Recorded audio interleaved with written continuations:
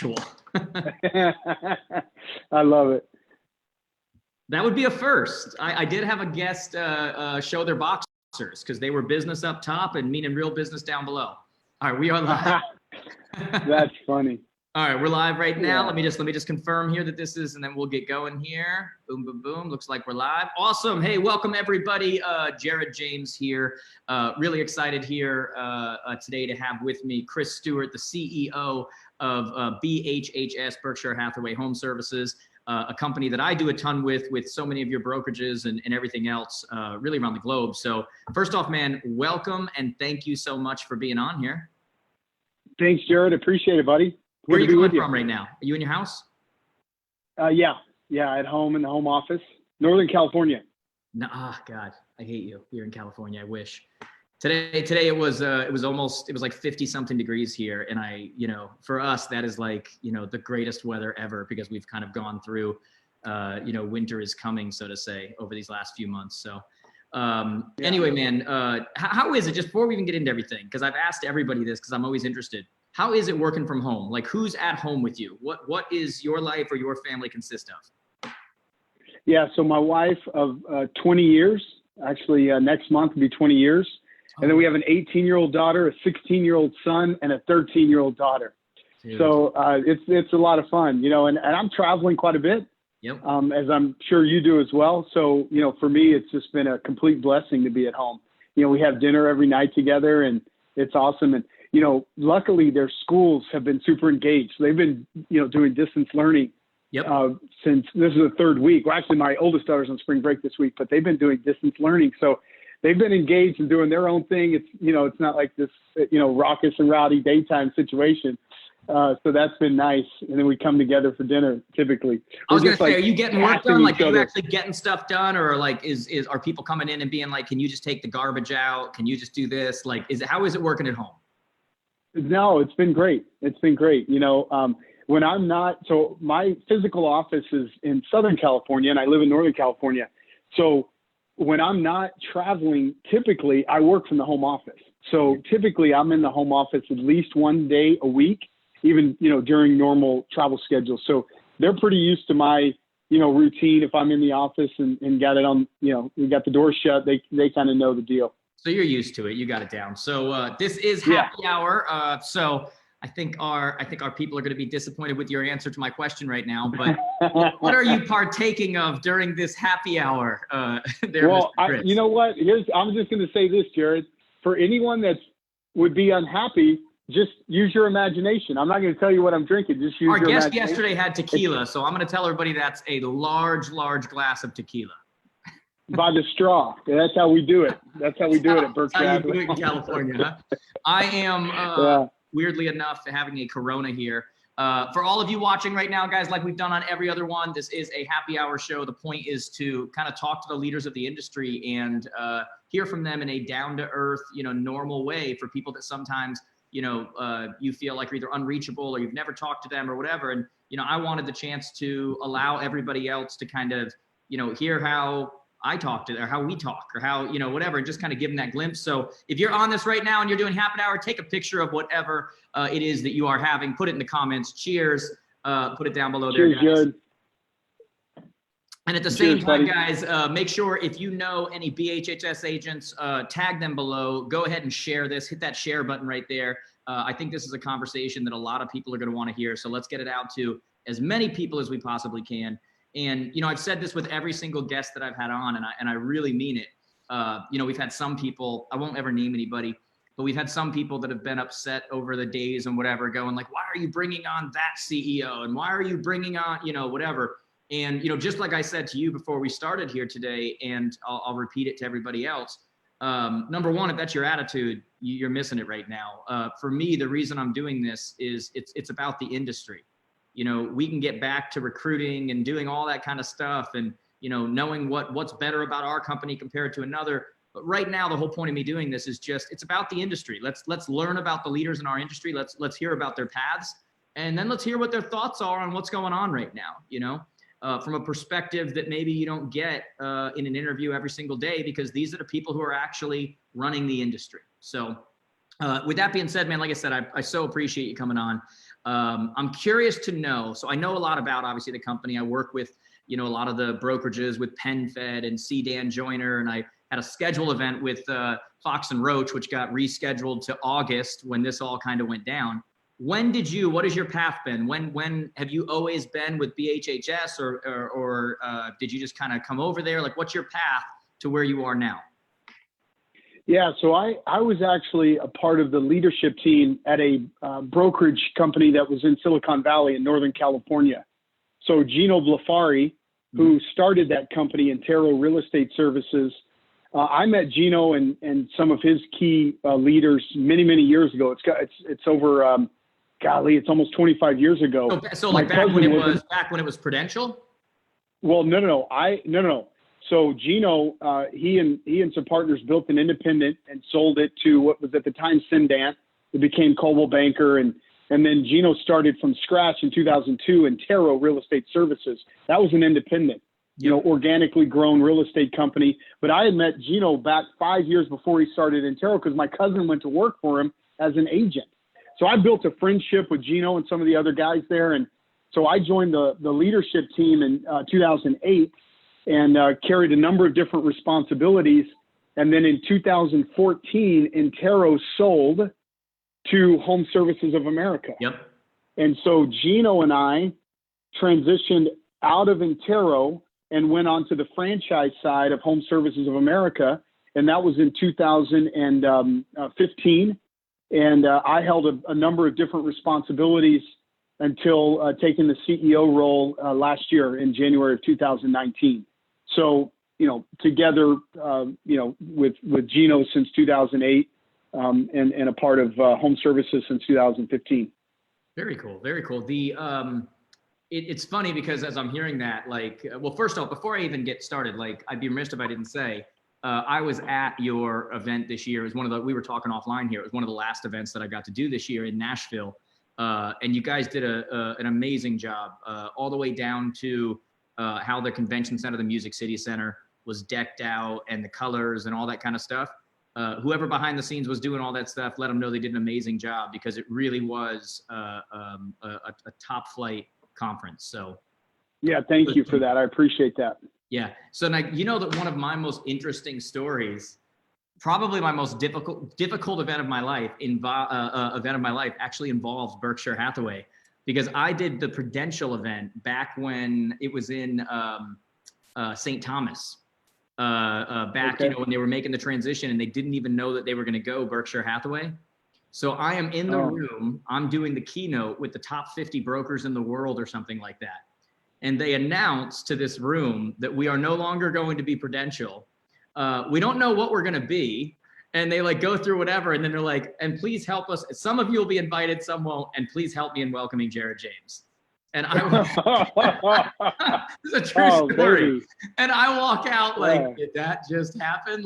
Nobody's looking at me. Nobody's listening to a word I say. I mean, when I say performing for the wall, I was performing for the wall.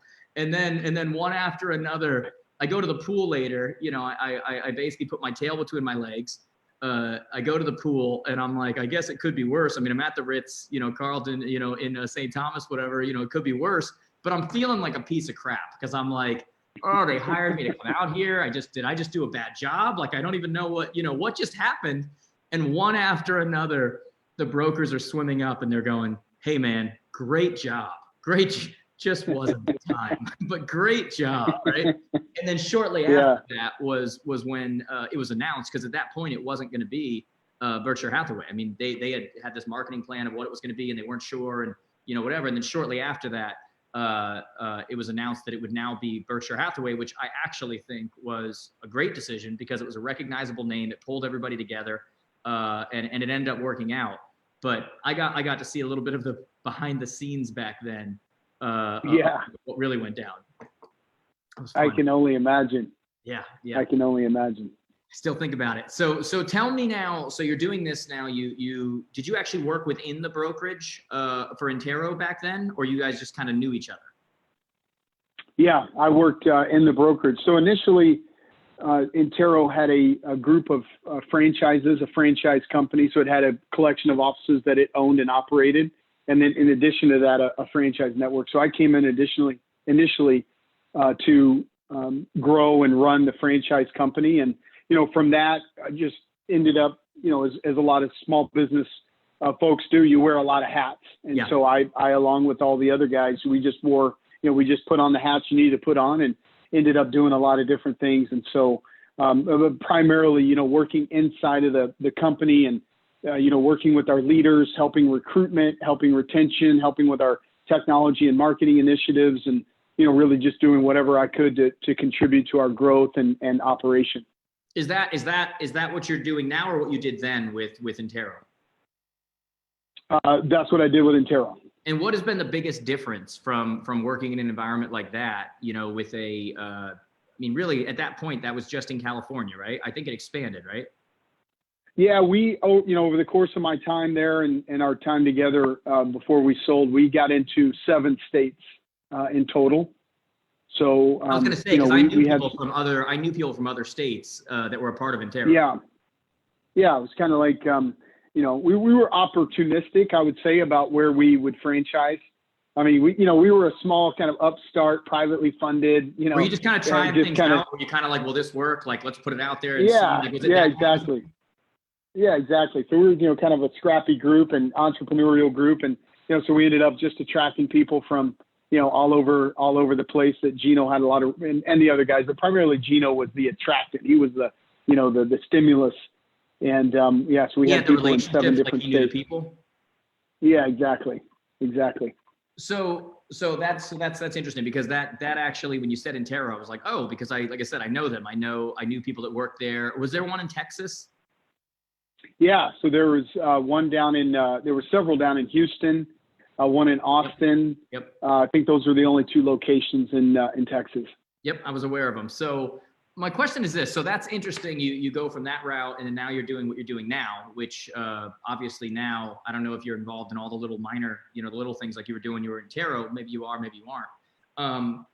I'm curious, when you look at the stuff that's come up today, I think people would be interested in your perspective on things like, did you see what came out today in the form of like iBuyers and Redfin and all that kind of stuff? Like, you probably saw that Zillow and all those stopped doing their iBuyers, they cut off any kind of transaction going on. Did you see today that Redfin furloughed 41% of their agents, 7% of their staff? I did see something, but I haven't had a chance to read read anything about it. I just saw the headline. I think someone shared it on text. So I saw something like today. you. What's that? Yeah, exactly. Call to call. Like, believe me. The interesting thing is today we saw that Redfin dropped out 41% they furloughed 41% of their agents. Any agents who had never met with anybody or whatever, they were just let go. They're giving some kind of like a bonus to leave, and then giving them healthcare through the summer or whatever. My real question though, and the reason I was asking you that is, do you guys right now, is there any part of your company that deals with iBuyers or deals with instant offers or anything like that? I can't speak to every single franchisee's, operation and those that do or don't. I would imagine that, just out of necessity in some of the markets, perhaps there's some people that do, either agents, teams, brokers, particular offices. So you leave it down to each. It's something that we've done from the top to institutionalize anything from that standpoint. So they can do it. So the real reason I was asking the question was this. There's always been this theory, when you look at all of this is such an overused word. I'm so done with hearing about disruptors and everything. But you hear these different companies and different kind of things that are coming in. And the big question all along was with these companies that were doing things a lot different than, let's say, the traditional companies who have done it the way that we've always done it. The question was, how would they handle some kind of like economic meltdown or some kind of like, anything like that happening, right? We're seeing right now, with what just happened and all of the iBuying getting shut down and all of that stuff happening, you're seeing these companies now getting affected greatly by that. Do you have any thoughts on that? Did you what were your thoughts? What was your belief? Do you see traditional real estate moving forward, staying like it is, or do you see it adjusting? Do you see a mixture of the two? Like, what are your thoughts on that whole thing? Well, I just firmly believe that, if we're not evolving, if we're not innovating, there's no such thing as the static position.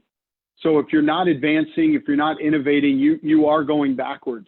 And so I don't mind at all, the new business models, the new paradigms. But firmly, I do believe that the real estate client will and should continue to dominate what we do. So how do we respond? What is it exactly that they want? And I feel like to the person that felt like, oh, these disruptors or this iBuying is really going to displace me, I've never had that concern. I've never believed that was going to really disrupt us. Would it require us to change and evolve and grow our value propositions? Yes. But if it's not that, then it should be something else. Right. There's always something that should be pushing us out of our comfort zone to provide more value to our clients. And I think that's the one thing about our industry that I wish we could change is we need to talk about the real estate consumer more, the consumer experience and what we're doing to add value and get better and be more consultative and advisory than just simply transactional. Yeah, I mean that's been the argument that I've been making for years now is when you looked at the other companies like Zillow's and these others that came along, while everybody was getting upset and talking whatever, they literally were just doing what the consumers wanted, which in the end, the consumer doesn't care which side, we fall on or not. They just want to make their lives easy, and so that's more so why I was asking the question too, is I'm aware of actually some of our clients that are, kind of getting involved in the, I don't know if you want to call it the iBuying, but really the instant offer game and stuff.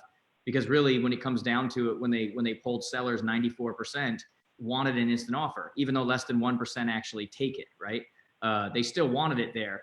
But I was interested to see like what you thought. Like, do you think we're at a place right now, or do you think that what's going on right now is going to force change quicker in our industry?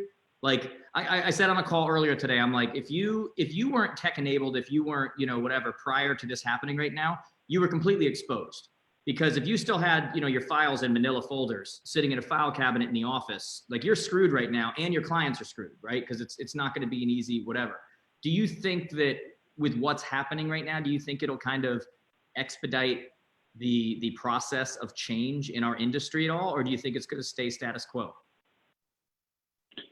I think that it's definitely going to open agents' mindset and perspective around how they interact with their customers and what's available to them. And I think right now, and I see hundreds and thousands of our agents in our network being pushed into new areas of leveraging technology, leveraging FaceTime, leveraging these Zoom calls, leveraging things that they never thought that they needed to learn, and so therefore didn't. And I think in my ideal case, I imagine that translating into more connectivity between the agents and their clients, whether they're active clients or in their databases and their spheres. Maybe this makes them more comfortable. They just become more comfortable shooting a simple video message.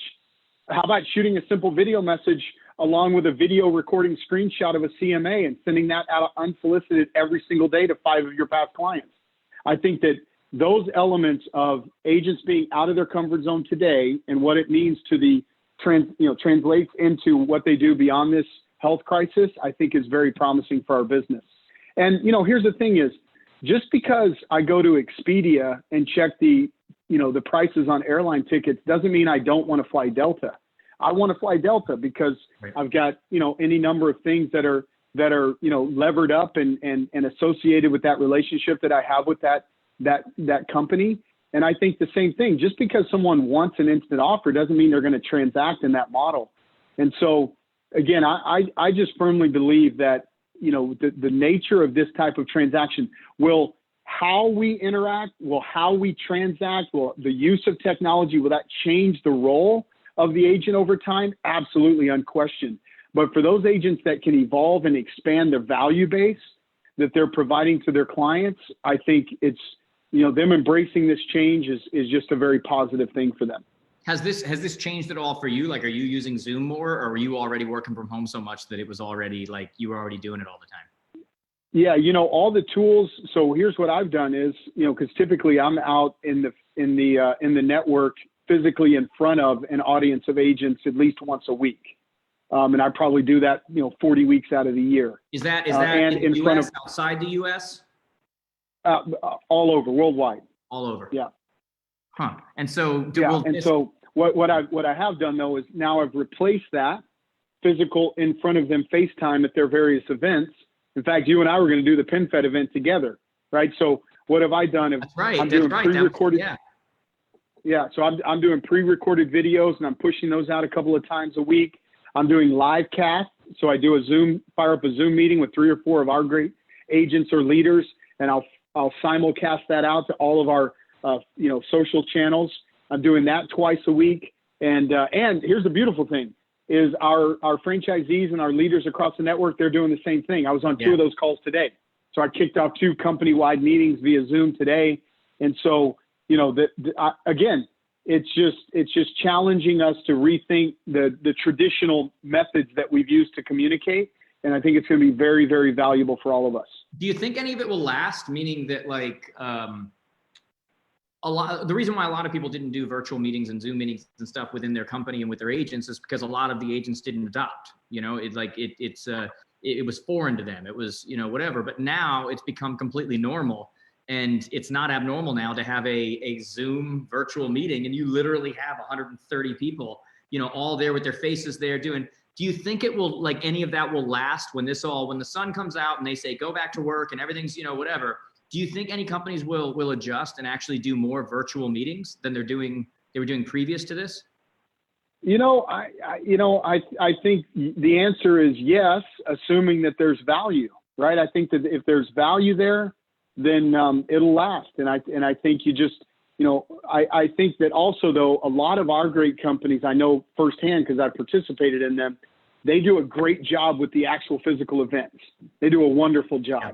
And so I know for those companies that operate in that model, they're going to want to get back to their physical event. They're certainly not going to want to, replace those with this method. However, I do see them blending an experience. So now it's, hey, here's my physical event. I'm doing this sales meeting. And for those of you that can't come on in via live cast, and let's create some tentacles that maybe before now didn't exist. So I do, for those that, provide value and provide some thought, some organization, and can therefore entertain and interact with an audience, I think it absolutely will continue. It is different too. Like someone asked me this the other day. They were like, do you think that when this is all over, that, people are going to stop doing live events and big events and, this kind of stuff? And I'm like, guys, look, we're in the moment right now. Everybody's freaking out, whatever. There is something different about live. There's a difference between going to a concert and watching the concert on YouTube. It's very cool that I can watch it on YouTube, but it's not the same experience. And even from the experience, just from a culture builder or what PenFed was doing, right? Where you and I are going in there and they've got all their people there and it's this, this one-day rally and whatever. Look, it's great that we have the ability to do this and you can see us and you can whatever. It's not the same thing.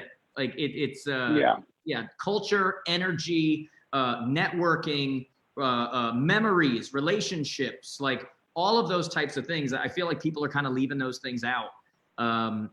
Exactly. And look, the reality too is we're, physical relational creatures, and I know for me, I'm a hugger. I'd see people and hug them and, give them knuckles and, all that. So that to me, I can't imagine not having that level of interaction. It's coming back. It's coming. I mean, look, like I said, this is temporary. It's, you've got this virus right now. Antibodies going to be built up. They're going to have a vaccine that comes out.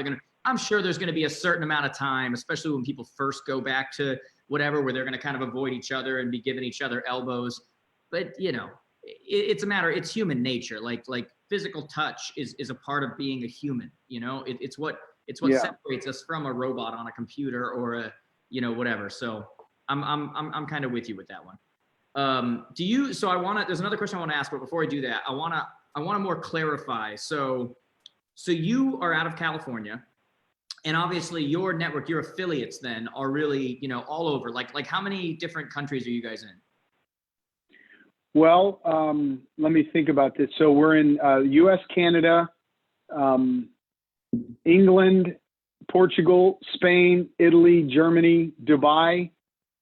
Hope I didn't miss anyone. So what is that? 8 countries? Something like 8 that. 8 countries? It was something like that. I can't prove you wrong. I wasn't counting it, but I got you. It was. So my point is though, is your main role, obviously running the company, doing that, but is your main role to the affiliates? Like on a day-to-day basis, I'm trying to figure out, like, what do you normally do on a day-to-day basis? Is it mainly to those affiliates, or is it to the home office? And how has that changed since this all went down? How has your daily schedule changed, if at all? It might not have changed at all. Yeah, well, I mean, it's changed from the standpoint that, like I said, I'm typically on the road, I don't know, 45-ish weeks out of the year somewhere. Yeah. And it might be a one night or a 4 night. It just depends. I'm sure a lot like your schedule. Yeah. But the bulk of my time, Jared, I try to spend in front of our network and or in front of our new prospective partners and franchisees. So that's where I want to spend the bulk of my time. And we have a very accountable structure in terms of our organization, our staff. So we have very regimented, disciplined accountability and activity calls that we maintain. We measure everything. So from the standpoint of, needing to spend a lot of time in front of our staff, so to speak, I don't really have that dependence. My job is to really, create the vision, create the culture, create the energy, and inspire our staff to be infused and energized by all of that for the sole purpose of pouring into our network members, right? We just want to add value to the people that are affiliated with our networks at all levels. And so a big part of my own personal contribution to that is making sure our staff is aligned and has the right vision and resources, and then out just, heralding that message in the various company meetings and kickoffs and award ceremonies and all that sort of thing. And it's part of why I get the sense like you're about the live. Like I can tell just talking to you, like you're a live guy. You like to hug. Part of that is recruiting, but it's also retention, right? Because when you're there with them, you're building relationships. Like you guys actually see each other, know each other. You go to happy hour together. Is that part of the whole strategy too? Why it's so important to be in front of people live for you personally? Yeah, I think, I know that, the scorecard in terms of our industry, is recruiting or retention or, for agents, it's doing deals or sales volume. I understand the scorecard aspect of what we're doing, but really for me, I have this burning mission to help people achieve their absolute best. I'm inspired by Gino Blafari, who has really been a great life coach and mentor for me. And we've been together a long time now. And his personal mission statement is to help those, to help people around him, but help those around him achieve their goals faster than they would in his absence. And I'm really inspired by that same mission. I just want to, just give whatever I can with my energy, my experiences, my perspective, whatever it is I can bring to the table to help, enrich the lives of the people around me. And sure, if that results in people joining us, if that results in recruiting and retention, oh man, absolutely. I mean, that again, that's the scorecard. But at the end of the day, I'm not going into any relationship from the standpoint of anything other than what can I bring to the situation. Awesome. So it's like that really just comes from how I grew up, really. I get it, man. Someone asked me once what my calling on this planet was, and I told them my calling was to help other people get closer to their calling. And that's very similar to what you just said right there. You just mentioned something about your upbringing, so I was actually going to ask you about that. When you look at right now, I mean, you're CEO of this major brand within the real estate industry, right? Which is generally not something when people are in second grade career day that they mark down as their goal, right? Has this been like a gradual climb for you, where it's just kind of like happened little by little, or have there been moments in your life that propelled you or could have held you back, or like what's that look like for you? What does that journey look like for you? Yeah, so it's been interesting professionally. I actually started. I grew up in Dallas and born and raised there, and went to school at Texas A&M University. I have a biochemistry degree. And I really didn't know what I wanted to do professionally. And just by chance at a career placement kind of job fair thing that A&M was putting on, I hit it off with these two recruiters that worked for this technology systems integration shop that was based in New York City. and just love their energy and spirit, and took the job with this company out of New York City, only because it meant that I got to live and work in New York City. I didn't even know what the heck this. So you lived did. over here? That's an hour for me. So you lived and worked in New York City? Yeah, that's an hour lived in Hoboken, I lived in Hoboken, New Jersey. Hoboken, that's where Wiley and Sons is, the publisher. Yeah. They've been trying to get me to write a book for the last 4 years. Oh man, I love it. Yeah, so I moved up to Hoboken and took the PATH train over to the World Trade Center every morning and walked downtown to my office on Fulton and Pearl, just a couple of blocks from Wall Street. And so I started my career in technology. Living the life. This was in the mid 90s. Yeah, and then I transferred with that company out to Silicon Valley. And then I went to work for Oracle Corporation. I was a global account executive, and just did very well, and went through the .com boom and bust and all the shake up there in Silicon So you Valley. really came from the tech side of things, though. Yeah. I wasn't aware of that. Yeah. And so, I've always been, it's just always funny when you hear people say how their career is a perfect sequence of experiences that lead them to where they are. And I'm certainly a product of that. Yeah. And so, no, I never imagined that this would be where I ended up. But at the same time, every single opportunity I've had throughout my career has been through a personal friendship. It's been outside of that very first job, every single other move I've made has been from a personal friendship that I've developed along the way. And that's always been very, very important to me, and really goes back to, I think some of my childhood upbringing is just, just constantly surrounding. And I think that motivates me in the sense that I've always been fortunate to be around people that have poured into me. Yeah. And I've gravitated to that relationship and that affinity that we've had for each other. And so a lot of it is I'm just turning around and doing the same. I just want to pour into the people around me. And, if that attracts all the right people and the right experiences and successes, then man, that makes you feel good. So in other words, you've been lucky enough to be, for the most part, surrounded by people in your career that didn't look at you as much as a competitor or as a competition or whatever, but more as a, let me pour into you. Let's, we're in this together type of a thing.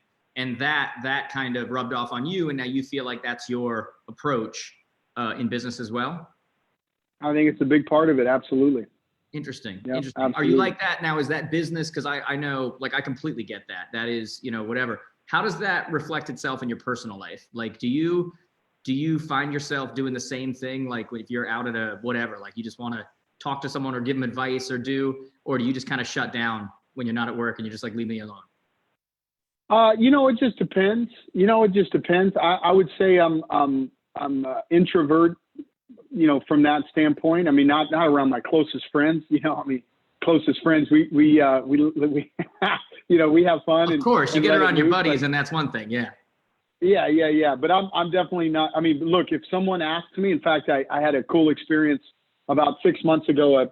A neighborhood family who I know the parents very well. The kid reached out. I hadn't seen the kid in many years, and he was a sophomore in college at the time now. And he reached out and just wanted to have a dialogue and have a mentor relationship. And I told him absolutely. So if people reach out and ask for input, I'm more than happy to provide it. But I'm certainly not out, trying to critique and coach everybody that I, run into at the coffee shop. Personally, like in your personal life, do you find that a lot of times when you're out, you're almost trying to not be the center of attention? Like you're trying to just kind of be quiet in the background?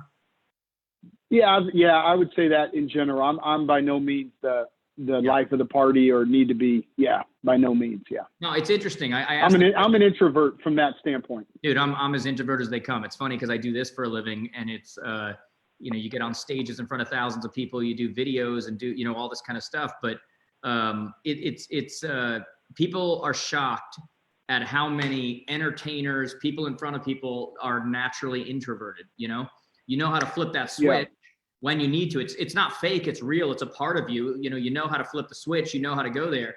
But I know I'm listening to you, and I know that also anytime I've ever shared with my audience how introverted I am, like they're always like, what are you talking about? And it's like, no, I know how to flip the switch. But for the most part, I don't like attention. I don't like when we go somewhere, unless I'm with really good friends, then I could be the life of the party and have, whatever. But when it's just a general sense, it always amazes me how many people in places of leadership or in places of entertainment or in places of, public, whatever, in their real lives are not that way at all. Like they're completely quiet. Yeah. It always shocks everybody who's listening. We're going to get so many comments that are going to be like, what are you talking about? But it's the way it is. It is true. But you know what? I come at this from the perspective of, I don't do this for me. I don't do this for me. I do it for the people that are around me. Yeah. And quite frankly, I never had any ambitions, on any of my vision boards or goal sheets to be the CEO and, to be this big public speaker. And quite frankly, I love to watch public speak. I mean, I'm fascinated with Tom Ferry and Buffini and you, and I'm fascinated by it. I'm a student of it. I love it, but I'm from the perspective that I'm trying to learn so that I can provide more value and service to the people that are around me. I don't do this for me, from that standpoint. By the way, it's my theory. I think too many people get into what I do for a living because, their daddy didn't love them enough, and so they want to get in front of an audience to get attention. And it's the worst reason to get in front of an audience. Right. Oh yeah. I think. Look, I get sick to my stomach before I go on stage. Yeah. In fact, this year was kind of interesting because we were in that big old exhibition hall. So it's kind of like you're in an aircraft carrier. You're just seeing this endless sea of. And you got to go up there and look confident. And you've got to own the room. And meanwhile, you're hoping to see the urine going down your leg. Oh my God, he's so nervous. But last year we were in Vegas and we were in Celine Dion's Coliseum. At Caesars, where you've got the 3 levels and people are on top of you. And that is this. Oh man. You know what's crazy, man? You know what's crazy for me? I find it much easier in front of very large audiences than I do in front of small audiences. I'm fine. I mean, I'm fine in either audience, but I mean, you'd never know. But I'm just saying, it's easier for me. The energy and everything, getting out in front of 8,000 is easier for me than getting out in front of 80. Oh, not me. I get nervous no matter what. You know what was a major breakthrough for me?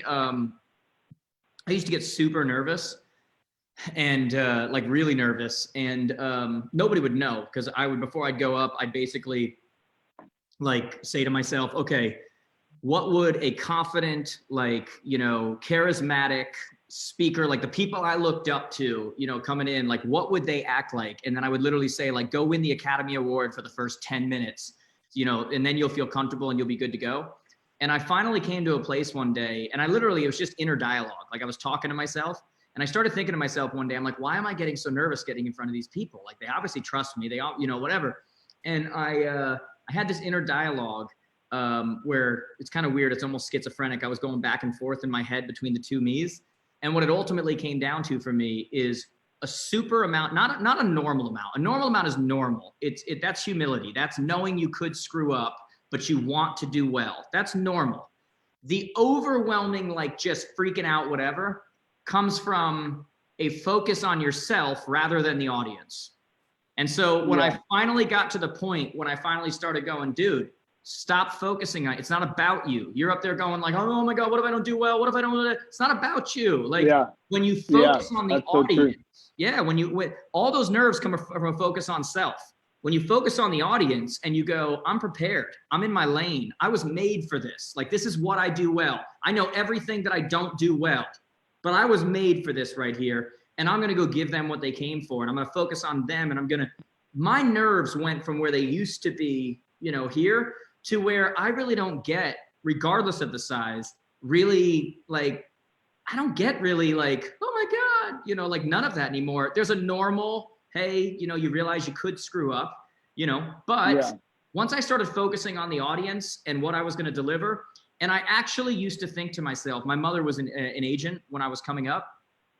And I actually used to ask myself before I'd go on stage, I would say, no matter how many times I've delivered this keynote, this whatever, I would say, if my mother was in this audience when I was a kid, what would I want this person to deliver right now? How would I want them to deliver it? Where would I want them to come from a place of giving and, just their mentality, right? And that always allowed me, no matter how many audiences that I'm in front of, it always allows me to treat that audience as the first time not my 5th time this week. Do you get what I'm saying? Yeah. Like a big thing. But anyway, hopefully we'll get to redo the PenFed event. I know we're both supposed to be there, so I don't know if they're rescheduling or what they're doing, but I'm sure we're going to be at the same events. Were you by any chance going to be at the Fox and Roach? No, but I did do their event last year, and that's a great company. Man, what a great company, great culture, awesome people. Dude, great company. I was on the phone with them. You know how sometimes you talk to people on the phone and then you're like, oh, these are my people. We're good.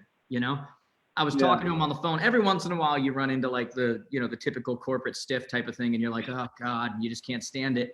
But then every once in a while you run into people and you start talking to them and you're like, oh, real people. Awesome. Like, this is what I need. Yeah. Before I ask my next question, my team just reminded me we have to do our announcement here. We've been doing on all of these here. We do an event every year, the Jared James Advance. This year will be in Nashville. We're doing it in October. If you want to win a ticket to the 2020 Jared James Advance, just like we've done every day, guys, we pick winners every day. Take a picture right now of your screen of us doing this right now, or yourself with the screen in the background. Tag me on here and Instagram. I'm at Jared James Today. If one of my team could put that in the comments, at Jared James Today. Tag me, take a picture, and use the hashtag Happy Hour with Jared James.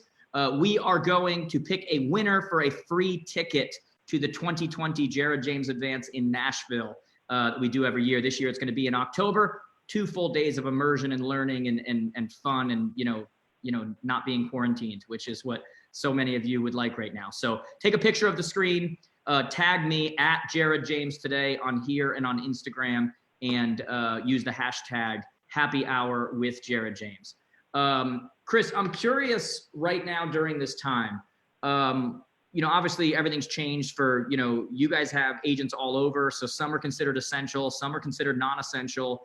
For me, when I'm talking to these companies, they're everywhere, and you've got to kind of give a message that applies to, just like when I just did the thing for you guys a few days ago for your network. You've got people essential, non-essential. Have you guys continued during this time recruiting efforts, going at, have you continued your talks with companies and brokerages that you were potentially talking to before this?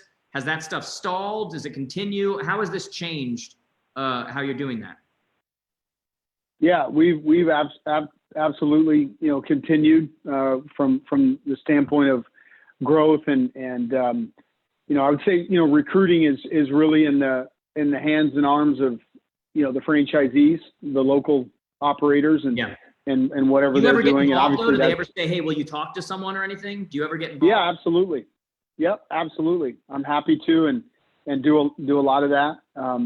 So, from company, I would say really from market to market, I think it's just in a different situation in terms of agent recruitment. But I can tell you, some of our companies are growing because I see them, with all their social posts welcoming their new agents.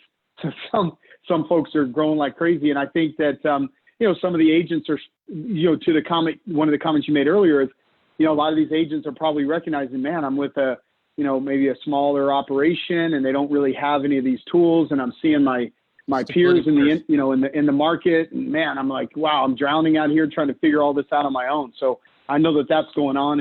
And for us on the business development side, we're absolutely all full guns a-blazing from that standpoint.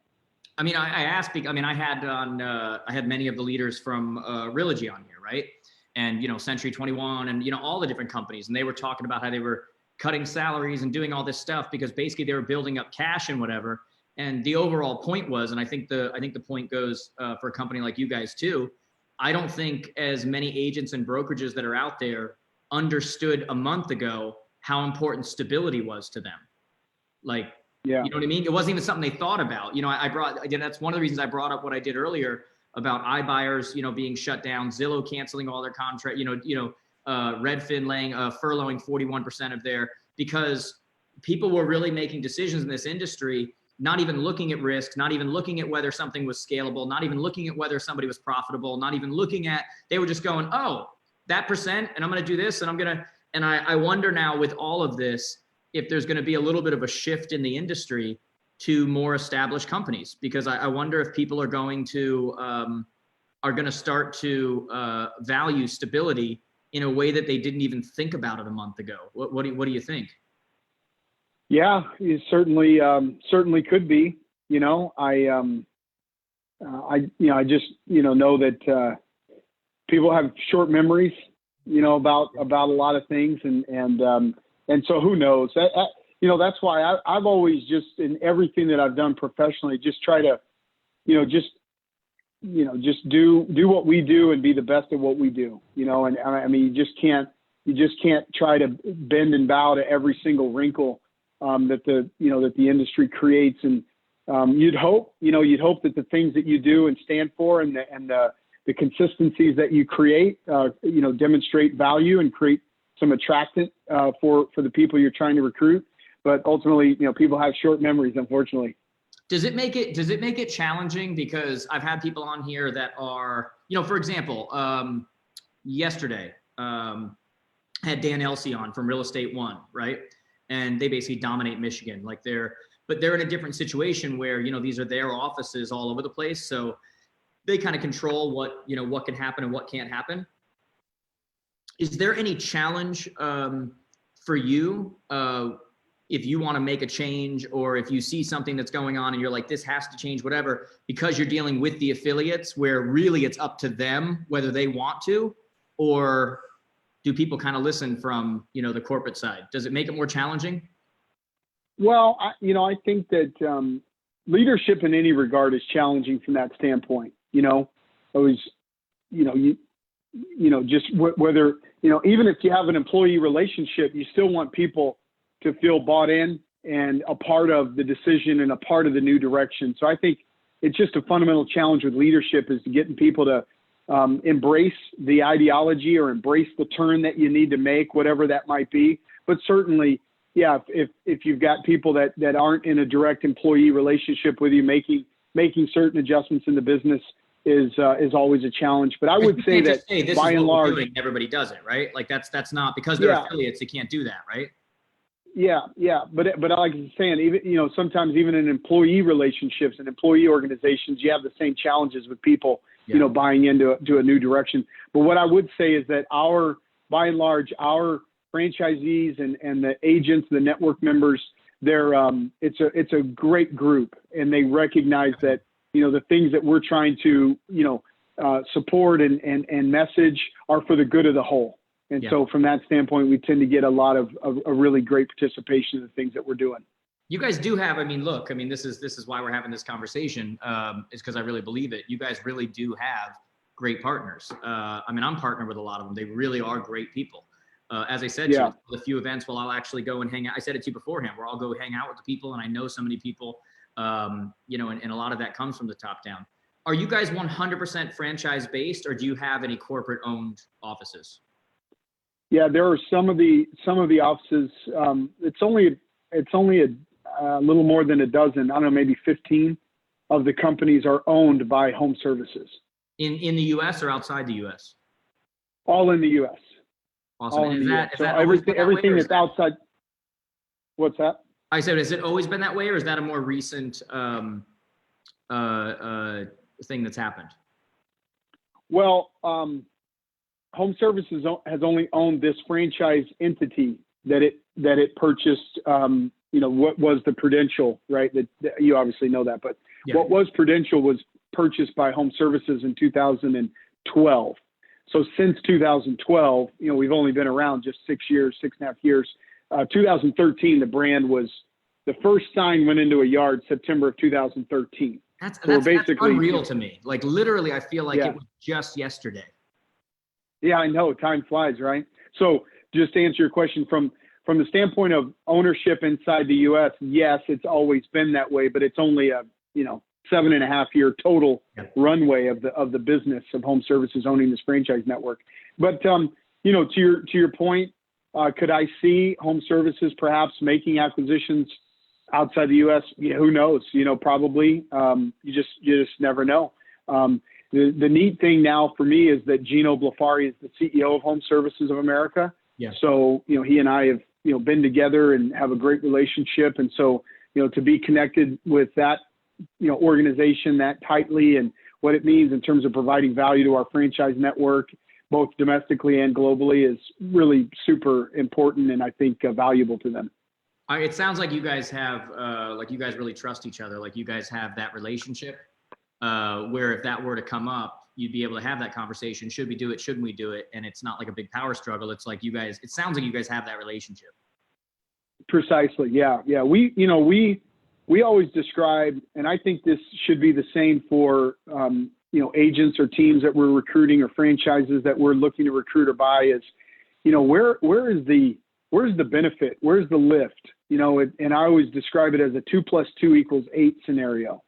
And so I just encourage all of our business development folks and recruiters is go out there and find relationships that we can add, incremental value to, How can we help them incrementally, or exponentially rather, not incrementally, exponentially, grow their business in one form or another. So during this time right now, obviously unprecedented times, and like I mentioned, some of your affiliates are considered essential businesses, some are considered non-essential businesses, some that are considered essential businesses, the agents still don't even want to go out right now. That was happening a lot in various states. I saw that going on. It's looking like some of the news is starting to turn right now, which is awesome. Like I've been waiting for that to happen.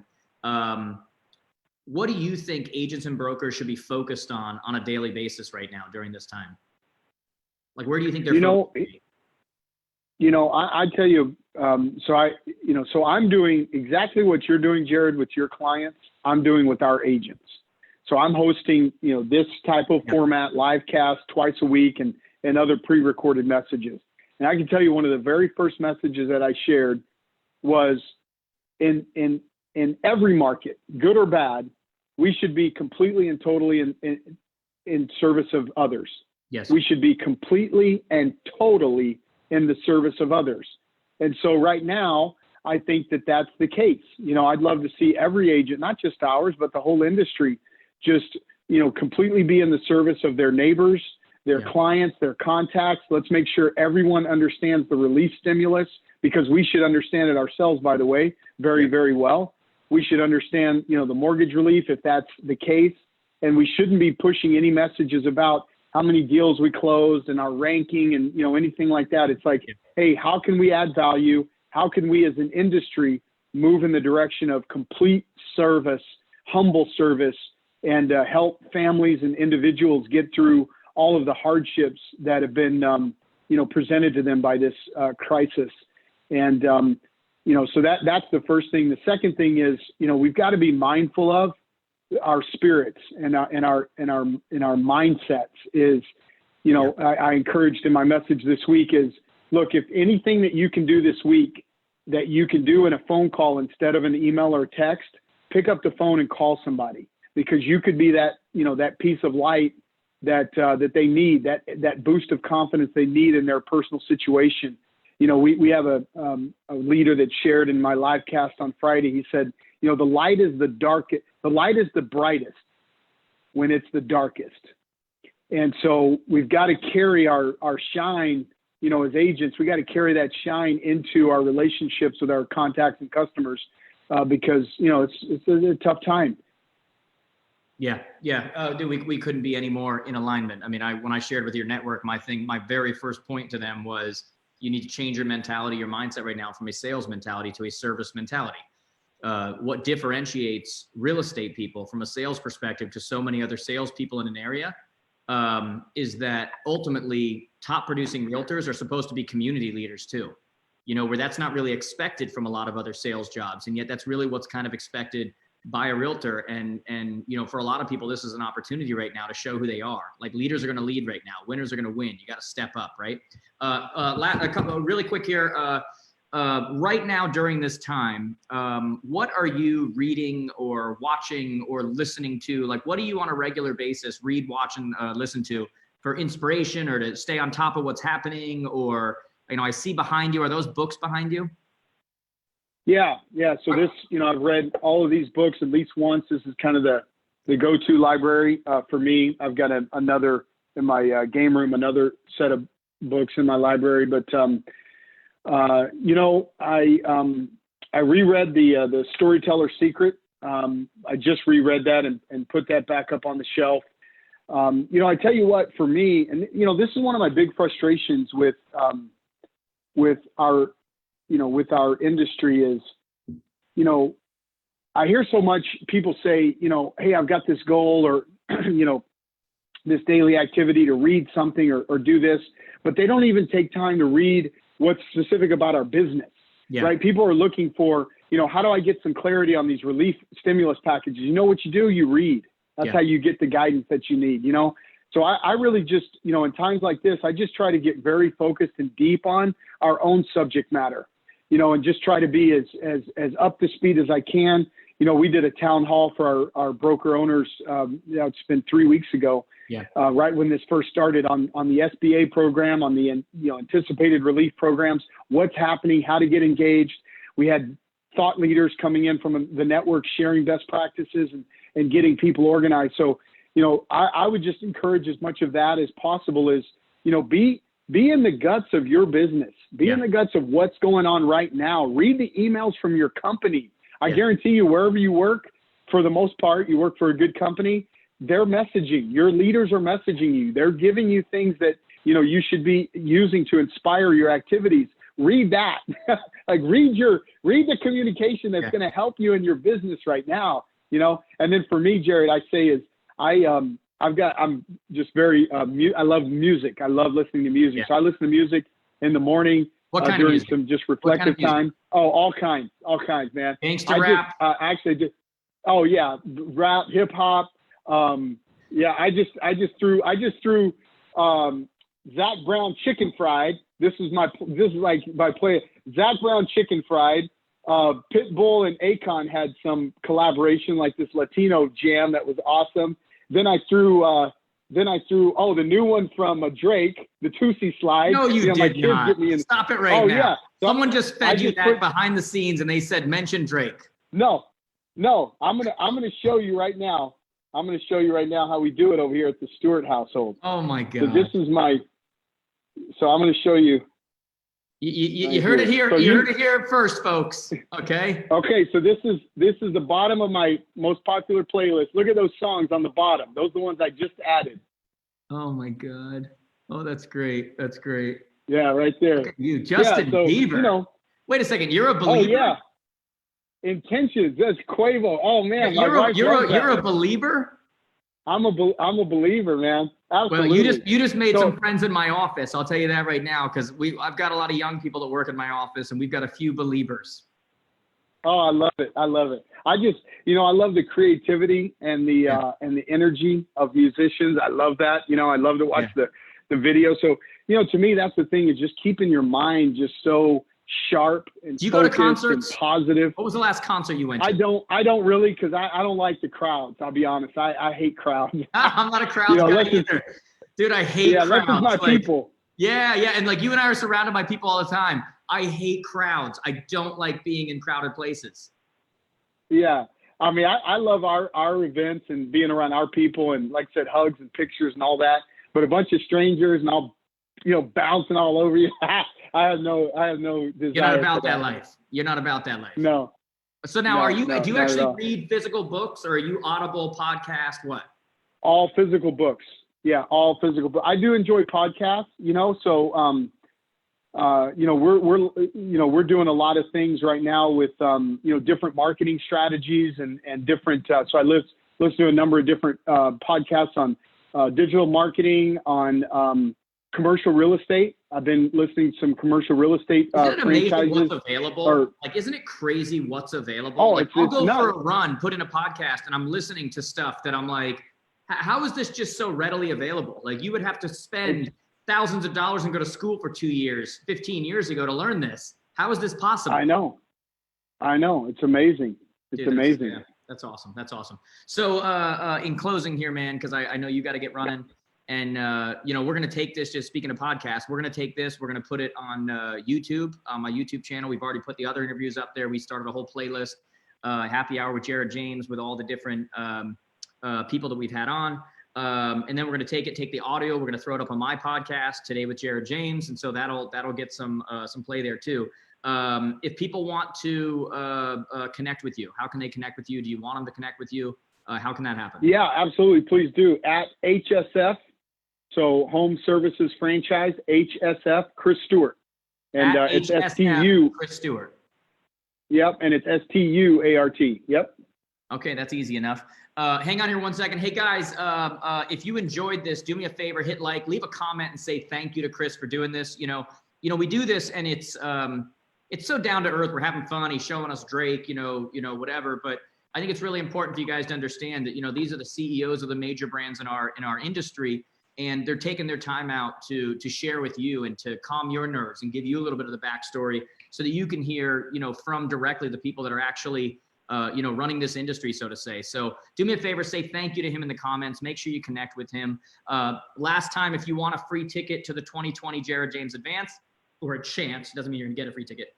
We're gonna pick one person, take a picture of the screen, tag me on here and on Instagram at Jared James Today. Again, at Jared James Today with the hashtag Happy Hour with Jared James. My team's gonna pick one winner over the next 24 hours. You're gonna get a free ticket to the 2020 Jared James Advance. And quite frankly, I can't think of an advance we've done that was more important than the one that we're about to do, in October, because of what everybody's going to be coming through. We'll have a ton of Berkshire Hathaway people there too, which is always really cool. So guys, make sure you do that. Say thank you. If you enjoyed this, you thought there was some good content, hit share right here on Facebook. Not share, CHER. Chris probably just looked at his playlist to see if I was talking about the other share. I am talking about SHARE. Share this, guys. Let's get this out to as many people. I don't care what brokerage or what, company people are from. This is about the industry right now. So we appreciate you guys tuning in. I've got some other announcements coming soon. We've got some pretty big guests coming on, which will be kind of cool, but I can't announce it yet. So I'll wait to do that. But guys, thank you. Chris, man, hang on here 1 second, but thank you so much for coming on. That was a great conversation. I appreciate you being willing to share with everybody. You got it. Thanks for having me, Jerry. Appreciate it, buddy. All right, y'all have a good one.